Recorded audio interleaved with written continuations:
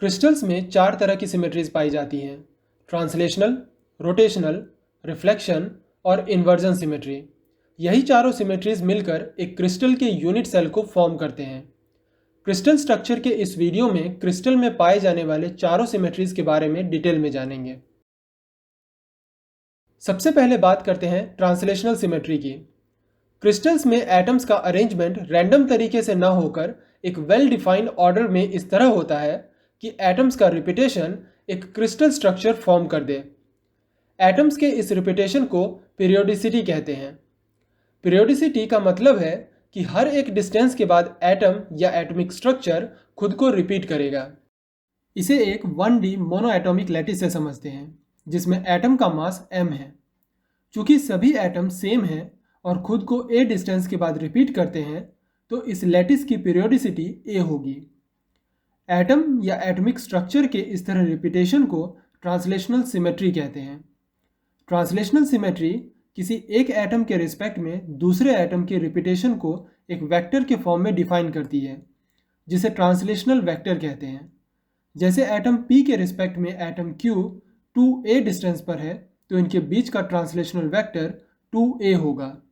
इसी तरह atom P के रिस्पेक्ट में एटम R 3a डिस्टेंस पर है तो इनके बीच का ट्रांसलेशनल वेक्टर 3a होगा। यह एक 2 डायमेंशनल क्रिस्टल स्ट्रक्चर है जिसमें एटम्स के बीच की पीरियोडिसिटी x डायरेक्शन में a और y डायरेक्शन में b है। एटम P और Q के बीच के ट्रांसलेशनल सिमेट्री की बात करें तो एटम Q P से x डायरेक्शन में a डिस्टेंस पर और y डायरेक्शन में 2b डिस्टेंस पर है तो इनके लिए ट्रांसलेशनल वेक्टर a + 2b होगा। इसी तरह एटम P और R के बीच का ट्रांसलेशनल वेक्टर 3a + 2b होगा। अब बात करें 3 डायमेंशनल लैटिस की तो इनमें एटम्स का अरेंजमेंट 3 डायरेक्शंस x, y और z में होने के कारण ट्रांसलेशनल वेक्टर में एक टर्म और ऐड हो जाती है। इन जनरल बात करें तो किसी लैटिस पॉइंट के लिए ट्रांसलेशनल वेक्टर को इस इक्वेशन से डिफाइन किया जाता है जहां a, b और c लैटिस के प्रिमिटिव ट्रांसलेशनल वेक्टर्स हैं और n, l, m इंटीजर्स हैं। ट्रांसलेशनल सिमेट्री किसी स्पेसिफिक पैटर्न का स्पेसिफिक डायरेक्शन में शिफ्ट होना है, यह ध्यान रखते हुए कि इस शिफ्ट के दौरान पैटर्न में कोई रोटेशन या रिफ्लेक्शन न हो। ट्रांसलेशनल सिमेट्री के दौरान पैटर्न के किसी 2 पॉइंट्स के बीच डिस्टेंस, एंगल, साइज और शेप कांस्टेंट रहता है, सिर्फ पॉइंट्स के लोकेशन चेंज होते हैं।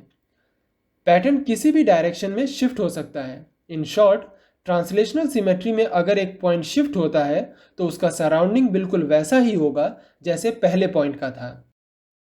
नेक्स्ट सिमेट्री है रोटेशनल सिमेट्री।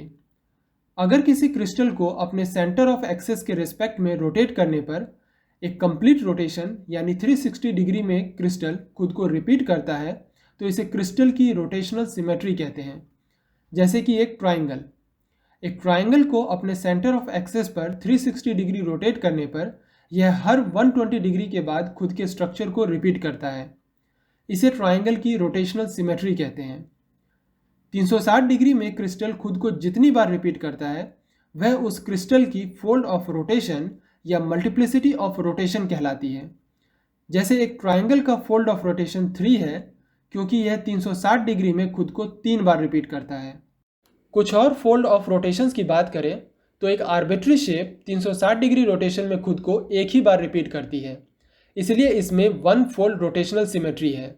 इसी तरह एक रेक्टेंगल में 2 फोल्ड रोटेशन, ट्राइंगल में 3 फोल्ड रोटेशन, एक स्क्वायर में 4 फोल्ड रोटेशन और एक हेक्सागन में 6 फोल्ड रोटेशनल सिमेट्री पाई जाती है। 5 फोल्ड या 7, 8 या higher fold rotational symmetry exist नहीं करती। इसकी वजह है क्रिस्टल में पाए जाने वाली ट्रांसलेशनल सिमेट्री। इस सिमेट्री के अकॉर्डिंग किसी क्रिस्टल में यूनिट सेल का रिपीटेशन कुछ इस तरह होना चाहिए कि उनके बीच किसी तरह का कोई वैकेंट स्पेस ना रहे। केवल ऐसे क्रिस्टल के लिए ही ट्रांसलेशनल वेक्टर्स डिफाइन किए जा सकते हैं। बात करें 5 फोल्ड रोटेशन की तो इसके लिए यूनिट सेल पेंटागन होगा, लेकिन जब किसी पेंटागन यूनिट सेल को साइड बाय साइड अरेंज करते हुए क्रिस्टल फॉर्म करते हैं तो यूनिट सेल्स के बीच वैकेंट स्पेस रह जाती है, जिसकी वजह से ऐसे क्रिस्टल्स के लिए ट्रांसलेशनल वेक्टर्स डिफाइन नहीं किए जा सकते। यही वजह है कि 5-फोल्ड रोटेशनल सिमेट्री एग्जिस्ट नहीं करती। हायर फोल्ड रोटेशनल सिमेट्री के एग्जिस्ट नहीं करने की वजह भी यही है। नेक्स्ट सिमेट्री है रिफ्लेक्शन सिमेट्री।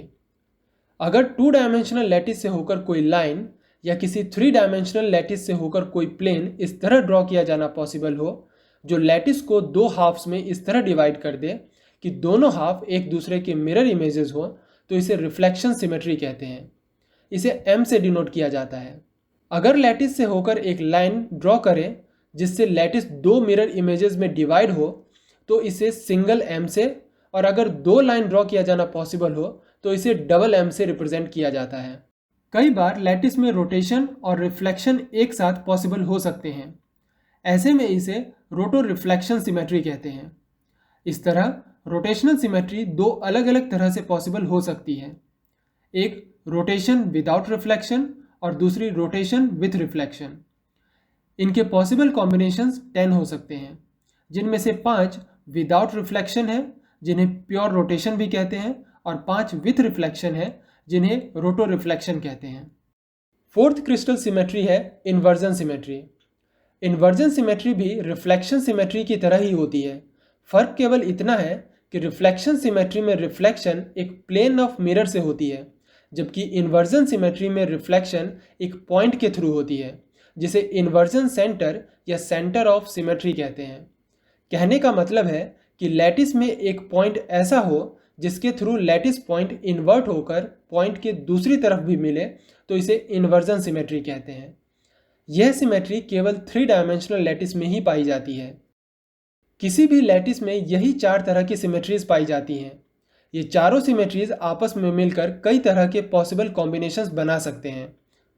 चूंकि इन्वर्जन सिमेट्री केवल 3 डायमेंशनल लैटिस में एप्लीकेबल है, इसलिए 2 डायमेंशनल लैटिस में रोटेशन और रिफ्लेक्शन सिमेट्री से बनने वाले कॉम्बिनेशंस को पॉइंट ग्रुप कहते हैं, जिसकी संख्या 10 होती है। लेकिन 3 डायमेंशन में रोटेशन, रिफ्लेक्शन और इन्वर्जन से बनने वाले कॉम्बिनेशंस की संख्या 32 होती है। वहीं अगर इन कॉम्बिनेशंस में ट्रांसलेशनल सिमेट्री को भी ऐड कर दें तो इसे स्पेस ग्रुप कहते हैं।